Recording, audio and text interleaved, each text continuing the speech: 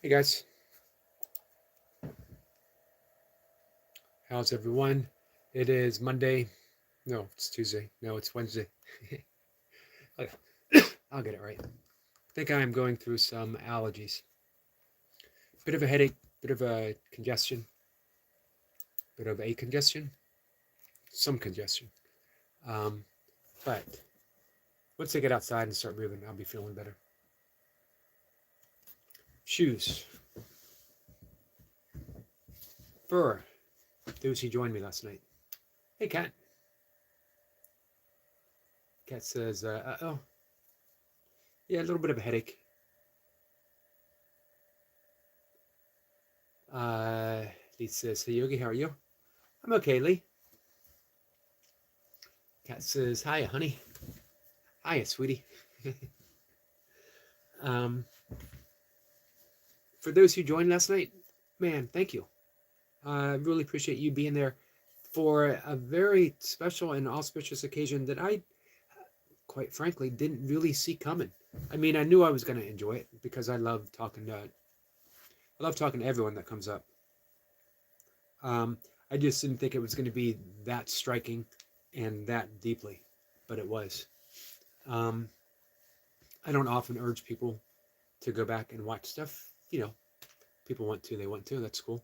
But I would urge people to go back and watch Dave, both David and Dave. Actually, go back and watch everyone. But man, there was something, I don't know what it was. There's just something, sometimes you're in the right presence with someone and something is unlocked or unleashed or shifts. And it certainly did last night. And I think maybe for a few of us. Cat says, morning, Lulu. Leah said, morning to Cat. Cat says it was awesome. It was awesome. Thank you for being there. And by there, um, you know, I really mean there. That I mentioned this to you last night, Kat. You're such an energetic part of what's going on that it is amazing. It's amazing to me. What a gift. So here's, hey Anna. Anna, how are you? The thing last night, one of the things we talked about is a altruistic path. Altruism isn't a word that I use often. Years ago, I read a book by Matthew Ricard, who is a French Tibetan Buddhist, and he highly realized Tibetan Buddhist. He wrote a book on altruism. He's done quite a bit of talking about compassion and kindness towards animals, which is huge for me, very much so. Anna says, I'm good. Thanks, Yogi. How are you this morning? I'm okay. A little stuffy. But again, that'll wear off once I'm out walking around. Um, he wrote a book called Altruism. And in the terms that it was used last night with Dave, I never quite put it into place like that before, although it's very self-evident. I don't see a distinction between non-duality and altruism uh, that much. Yes, that's the name. Thank you for spelling that correctly too. I could have typed away all morning and never gotten the first name right. Are you familiar with him, Anna? I believe he has been a translator for the Dalai Lama. Sorry, guys. So I think that altruism is the end result of non-duality, of the experience of non-duality. I think that as we practice, especially as we practice self-inquiry and meditation, we get that sense of uh, non-self, no self, which is a very important realization. No self is with the deposition of the ego, where we clearly see through it. Not saying that it disappears, but we clearly see through it. We see it as fictitious, which it is. Hey, Foxy. Foxy, how have you been, my friend? It's been a bit. How are you? How's the family? How's married life? Foxy says I've been decent. I'm glad to hear that. Um, but a lot of people stop there. A lot of people stop there and float around in the emptiness, in that discovery that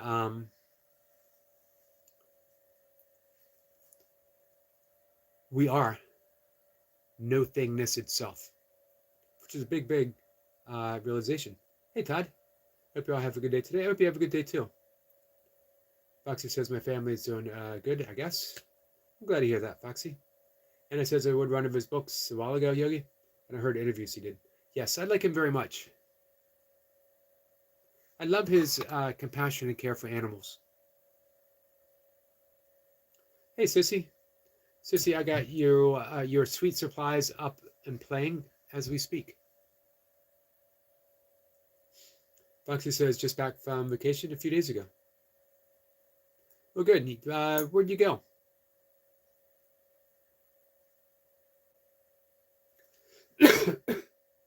Excuse me.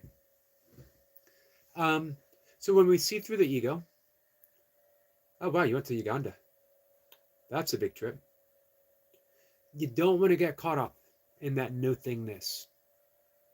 Hang out there for a bit, but then see what arrives. Because now in that infinite capacity and the potentiality of all things to occur, why limit it?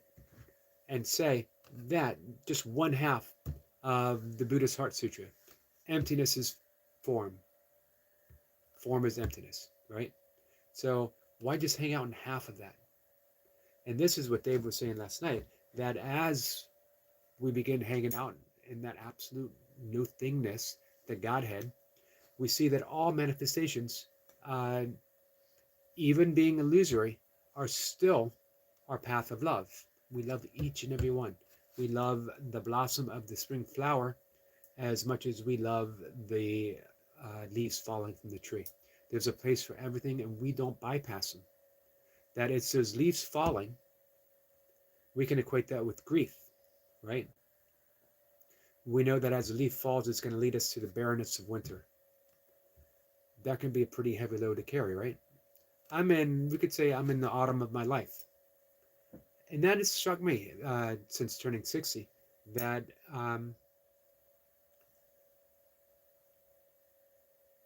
the majority of my life is now behind me.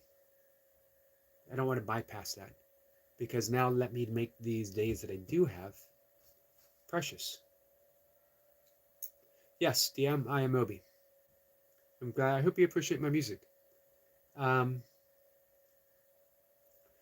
says, well, the timing, I just finished today's Rising Energy session. Nice. Make sure to drop the link. Hey, Clark Kent. In the light of eternity, everything is nothing. This is true. Continuous becoming, dissolution, becoming. Foxy says, I gotta go, though. Says I have some stuff to do.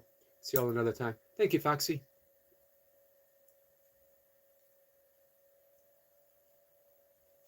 Cat waves at Sissy. Hey, Floor. How are you, my friend?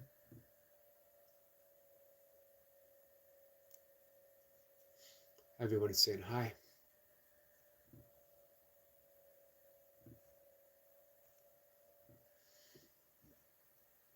So this is what I wrote. Anyway, before I read what I wrote, I do really love that thought of altruism in our path, Course in Miracles or otherwise. Love what appears before you. Love your way through life. Hey, Tim. Tim says, you're handsome, bro. I have a crush. Oh, I appreciate hearing that. Corrine, am I saying that right? Hi from Britain. Hello from Britain, my friend.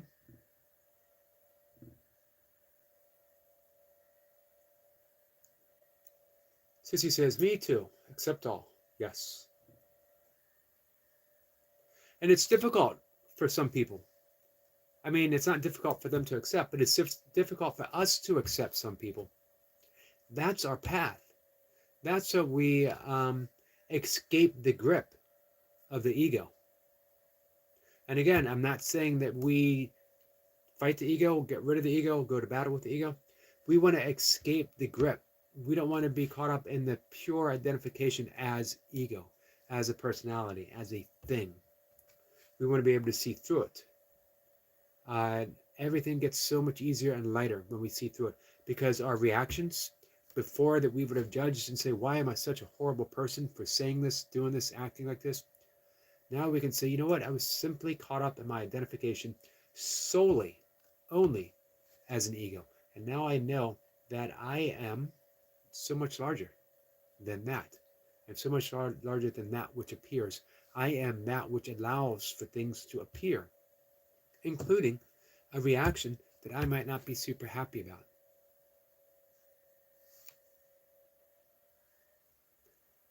Anyway, eventually I'll make it to what I wrote. Here we come. Together. And ultimately, this was inspired by Dave, by the way. And ultimately, it is an altruistic path, inclusive in its very aim. My function in life is to offer miracles, shifting my perception as to see your faultless, complete, as to see you faultless, complete, without sin, as a child of God. And your great gift to me is to offer this as my own reflection, selfless in return. Thank you, thank you, thank you, as we walk this path together. I'll post that in just a minute.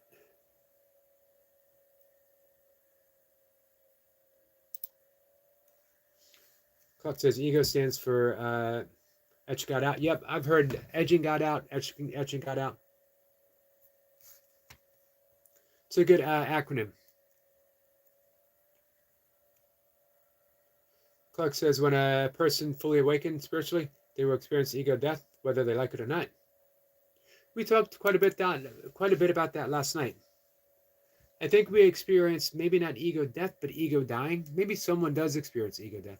As Dave mentioned, if you have a body, which is the symbol of the ego, which is a symbol of death, the body is meant to die, right?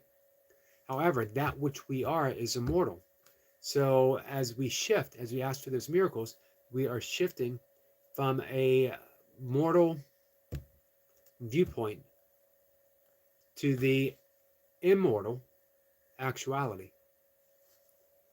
We are actually looking at someone when we offer forgiveness, and we're saying, I see through the little mortality that you're offering me, this little expression of ego. And instead, with selective remembering, I choose to remember who you truly are instead of who you are pretending to be.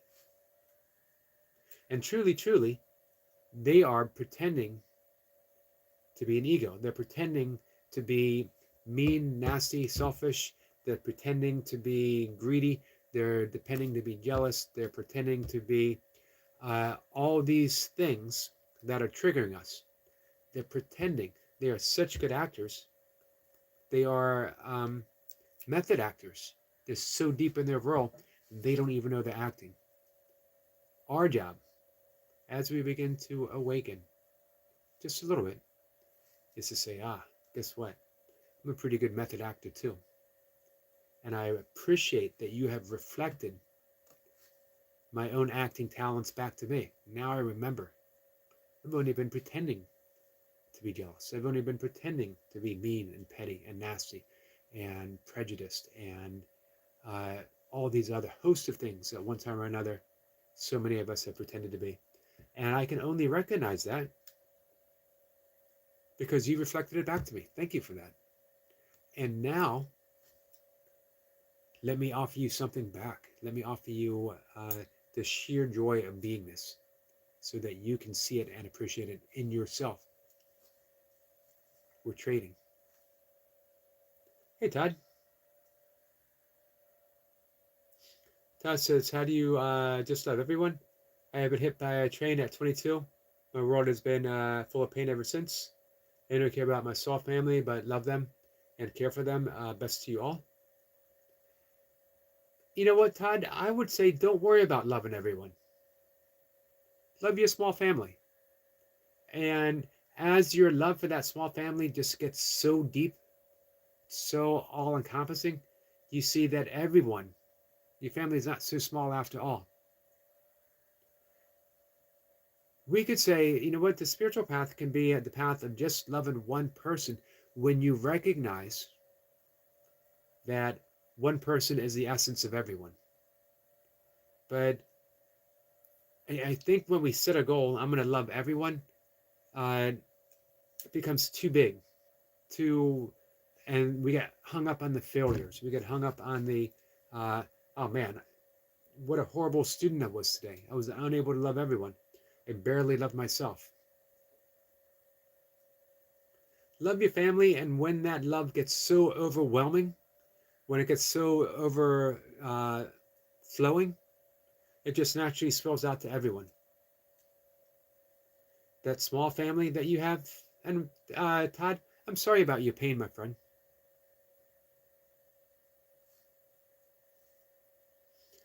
Clark says, I went through a spiritual experience many years ago and lost my personality and desire for anything in this world. Hardly sleep or eat and have no drive whatsoever. So how do you feel, Clark? So this is why Dave was talking about, and you hear other teachers as well, that it's not the path, the goal isn't to get rid of the ego, it's to see the fictitious nature of the ego. But who doesn't love a good fiction story? Who doesn't love to pick up, I don't know, who's your favorite fiction writer? Who doesn't love to pick up, a good spy novel, espionage, thriller, ghost story? Who doesn't love a good ghost story, right? You get lost in the story. The key is when you put the book down, you know it was a story. Same with the ego. You can see through the ego, you know it's a story, but you can enjoy the story. Felix says, this reminds me of a fresh cut spring flower spewed across a babbling brook with a hint of lemon. Well, I hope that's a good thing. It sounds good.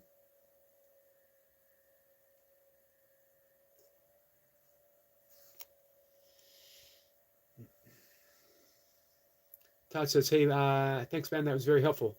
More than you will ever know, man. Well, thank you, Todd. Thanks for coming in. I very much appreciate it. Sophie says, soul's awakening feels lonely because it involves dissolution of the separate ego. That's the word I've been using quite a bit this morning. Separate ego self, which strips away false senses of belonging, tied to a collective reality or identity that is no longer resonant.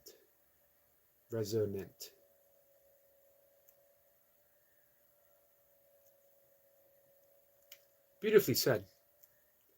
Praveen says, ego fades with humility, jealousy with contentment, and anger with compassion.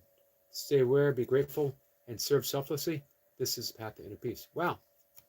Wonderfully said, Praveen. Clark says, I can sit for many hours watching squirrels without any thought in my mind whatsoever.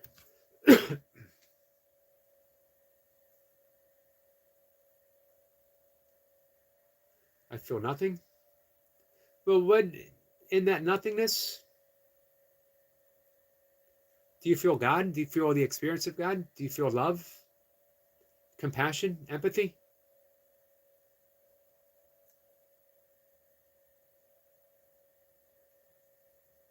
If you don't, you might want to think in terms of embodiment. Don't just float in that nothingness. As you realize that everything is springing from that nothingness, everything is springing forth. The squirrels, and even the one you think of as the watcher, it is all emanating from that nothingness. Sissy says, I stopped watching the news, action movies, horror, and violent dramas. It's all too much for me now. I look at headlines in the news. I just want to stay a little bit aware of what's going on in the world. even just headlines right now is pretty sobering. It is not quite easy. Focus says, please, what is a yogi in simple terms? It is someone who sincerely loves the practice of yoga and is committed to it.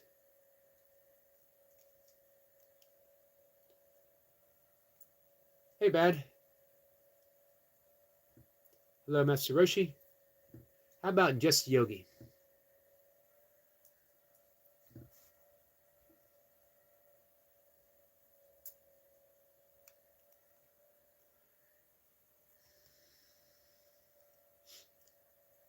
Hey, Heart Tarot. Oh, so a blue beam light. I don't know if that counts. It all counts, my friend. Crossing Light says that if you confess with your mouth the Lord Jesus and believe in your heart that God has raised him from the dead, you will be saved. Well, thank you for that. I appreciate you dropping that little pearl of wisdom. Clark says just recognizing the ego and the fictitious subconscious is not enough. It must be removed. I'm not so sure anymore. I am not so sure.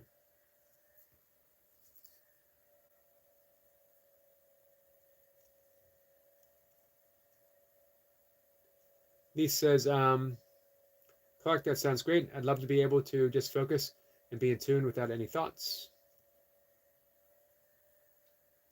So what's the matter with a thought if you don't think about it? Seriously, what's the matter with a thought if you don't think about it? If you didn't have a judgment of a thought, good, bad, or otherwise, what would be the matter with a thought? Don't get hung up on, I know this is the opposite of what our friend Clark is saying, don't get hung up on eliminating anything. Don't get caught up on eliminating the ego. Don't get caught up on eliminating thoughts. That's not the objective of meditation. It's not to eliminate thoughts. It's to be aware that you are not your thoughts. And right, you're not even the thinker of the thoughts. You are beyond that. But just be aware. Be aware, be aware. The entirety of yoga is to learn to be aware. You want to know another way of being aware? Forgiveness. Just keep forgiving. Forgive the fictitious thoughts that float through the fictitious mind that belongs to a fictitious ego. Clark says, I didn't believe it was possible until it happened to me. So here's what we were talking about last night with Dave. If you have a body, if you are conversing, if you are waking up and putting your pants on, even if you feel like you have to make yourself do it, if you walk to the park and you feed squirrels, you can be assured that there is still an aspect of the ego that is able to relate to any of that. I have never considered wearing a wig. I used to have long hair, though.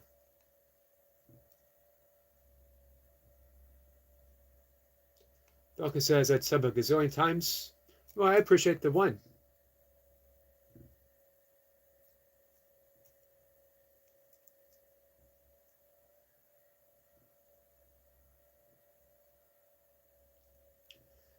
Sissy says, I used to believe it had to be removed, but perhaps subdued is enough. I don't think we need to do anything to it. This is what we've been talking about with so many teachers. It's fictitious. Who is it that is trying to remove the ego? Who is it that is aware of not having an ego? Who is it that wants to fight it or soften it or do anything to it? How do you do something that doesn't exist? It's like watching a TV show and saying, you know what? I really, really want to change this character. I really wish that this TV villain was softer, was easier, was more understanding. If you know the ego already doesn't exist, what do you need to do to it? That's the nature of forgiveness. You're forgiving the illusion that you are an ego. You are forgiving the illusion that is reacting as an ego. Just smile. I mentioned this before. This is why St. Francis would refer to himself in the third person. Francesco is this, Francesco is that. Because he knew he wasn't Francesco. Francesco was the character that was appearing and playing its small part in the parade of humanity. Hey, Donnie S. Oh, I already read your comment. Hey, Miss Flipper. There was both receptive and intentional meditation.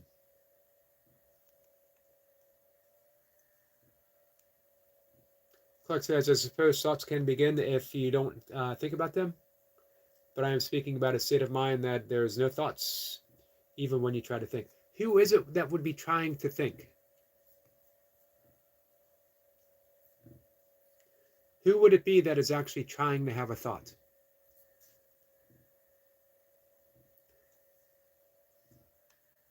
Anna says, to be aware that I am not my thoughts.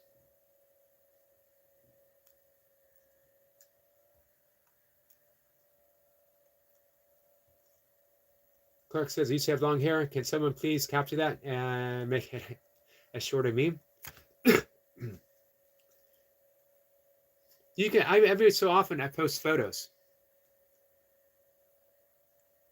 Clark says, don't throw the baby out with the bathwater.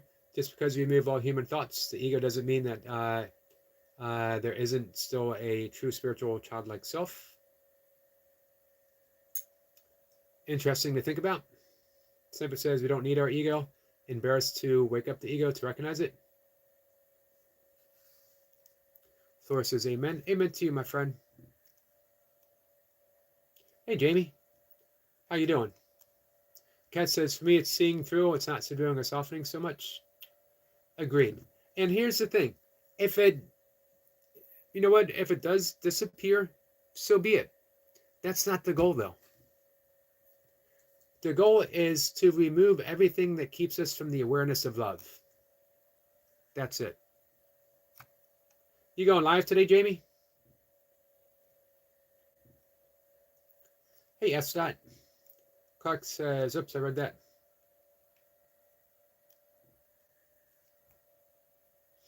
Boca says, you're a very handsome man, bro. No, no homo. Clark says, well, thank you for that. The true spiritual self that comes out of the body at death is the one trying to think, not the ego. Why would the true spiritual self, though, be trying to think? Why would there be an effort?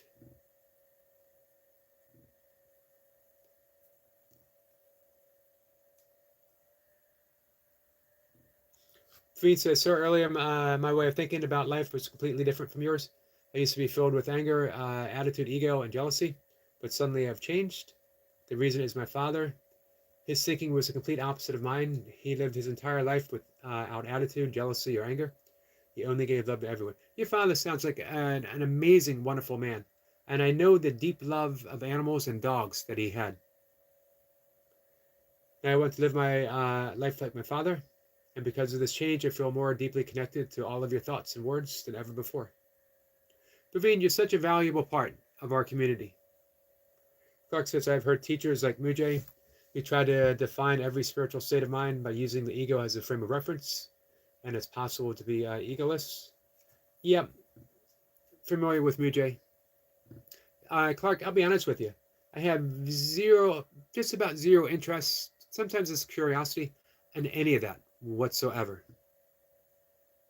I have zero interest in trying to become egoless. I have zero interest in getting rid of it. You know what? Happier, kinder life right now. My spiritual path being you.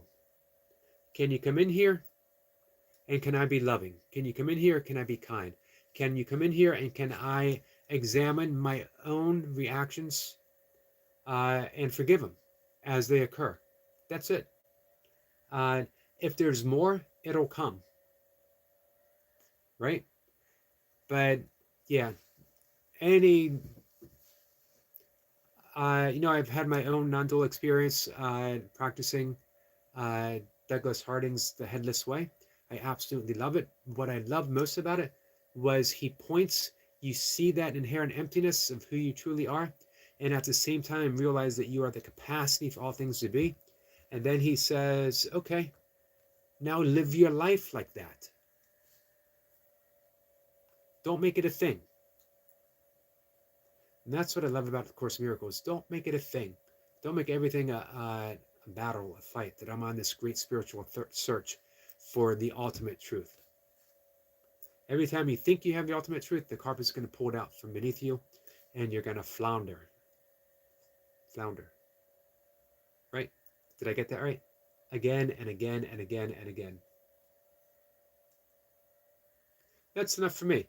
But, however, if you are on that, if you're on the non-dual path, and again, I don't deny, I personally feel that the Course is a non-dual path, and yet non-duality itself leads to altruism.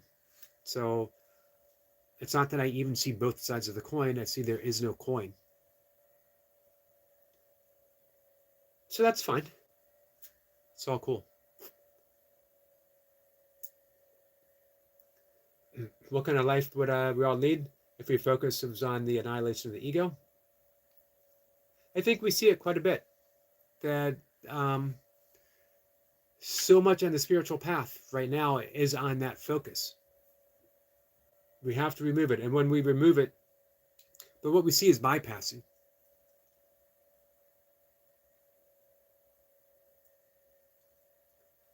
I see a lot of like this dry, automatic, almost lifeless. If you sit in Sangha with some of the non-duality teachers, one of the things I love about Mujay is that he still has so much joy. Praveen says, but sir, one fact thing I'm telling you, more than me, Samin is a big fan of yours, and Auntie, Samin is a fully spiritual person who reads the Bible daily and always tells me how I can become closer to God. You have a wonderful wife, my friend, a wonderful wife. Sissy says, Falcon, your ego feels sorry for your ego. Falcon says, but seriously, ego needs love too. Just needs to be seen through. That's the thing. That's what I want to keep coming back to. We don't need to fight it. We don't need to do anything. Just recognize it as not being who you are. It's fictitious. It doesn't exist. Neuroscience shows that. We could say the positives of the ego is that it allows us to navigate through the world. Unfortunately, because it doesn't truly exist, it keeps pointing us to things that don't truly exist and have little value. It'll never point to anything of value. Ever. How can it? The things that the ego value don't exist either. They're temporary.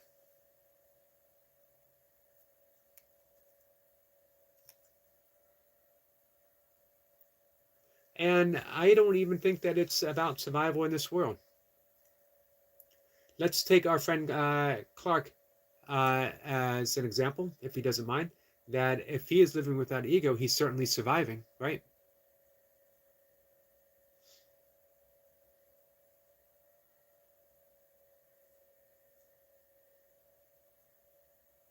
Simpa says, soul's universal love, compassion, immediate intuitive understanding, potential resulting in a collective ascension or a profound realization of non-duality. Clark says, maybe if you have zero interest in trying to remove your ego as a fruit of being somewhat egoless, maybe. Where did that go? Samin directly gets connected with your thoughts. She says, thank you to you, Yogi Sir, for making Praveen understand what she is, trying to make me understand always since before. Hey, we're all a team. We're all in this together. I just had sweet potatoes delivered to my doorstep. What a wonderful world we live in when sweet potatoes magically appear at your doorstep. Is there anything better than that? I don't think so. All right, guys, I'm going to head out and take a walk in just a minute. Let's see if I can get caught up. Adam says, hey, Adam, I like the word persona. Persona, how about facade? I like the thought of a mask. And when you know you're not the ego, the mask might slip on, purposely so or inadvertently so.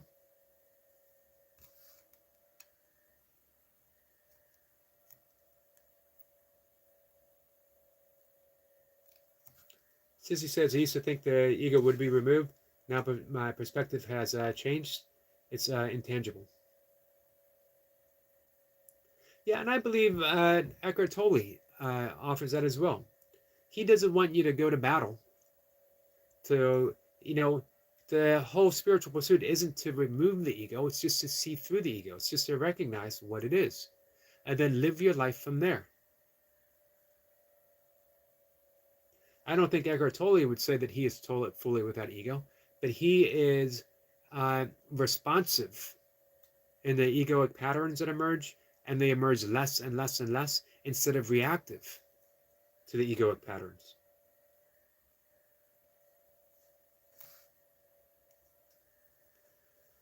Let's see. Hey, Destin. What are we doing to gain crowns in heaven? I don't think I'm doing anything, my friend. Falcon says, of course, Miracles was back on the 70s, says we're in 88. There must be an update by now. I don't think you need an update.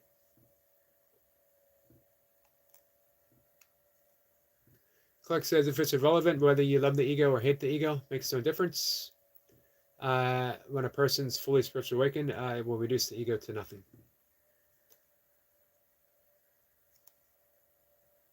Miss Pippa says, there is nothing better than sweet potatoes arriving mysteriously on your doorstep. Confirm. Thank you, Miss Flipper.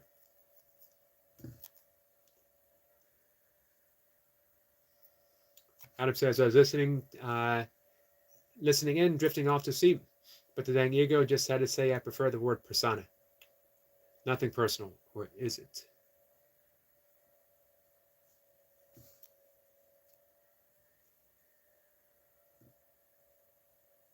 The majority of spiritual teachers that you choose to listen to talk about trying to get rid of the ego.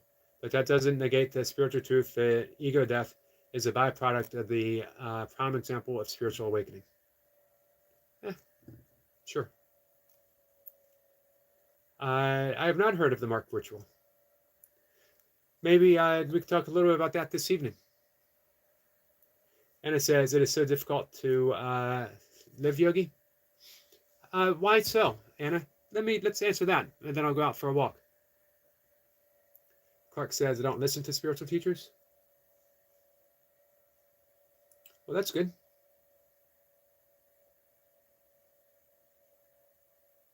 Adam says, I have not, Mr. Sniper. Falcon says, joy in a heart full of divine love is key. I like that, Falcon. Beware of assumptions and presumptions. We can leave it with be aware. Be aware. Let's make that into two words, though. Be aware. And we could leave it at that. I think that would sum up the entirety of our conversation. Be aware. What more would we need to add?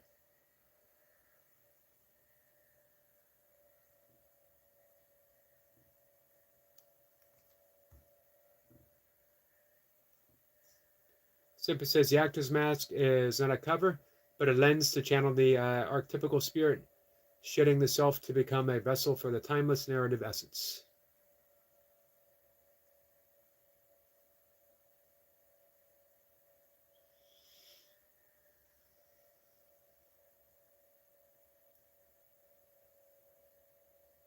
Anna says every day is a struggle. Hey, Anna, could you send me, do you want to talk about this? Send me an email and you and I can have a conversation. I'm sorry that there's a struggle going on for you, my friend. I'd love to just sit with you. No advice, not teaching, just a friend. Someone that you could talk to. Miss Rip says, I left the carrots out of the soup. What should I do? Better late than never, or let it go? I would let it go.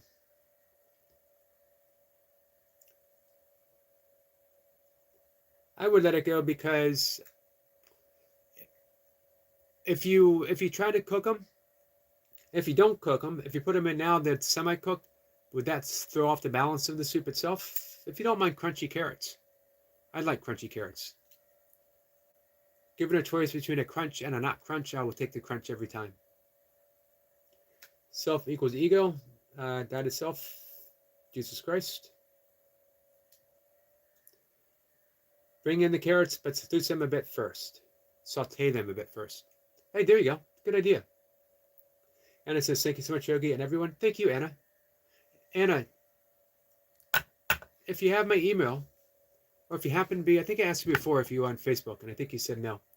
If you have Facebook Messenger, I'm always happy just to be there for you.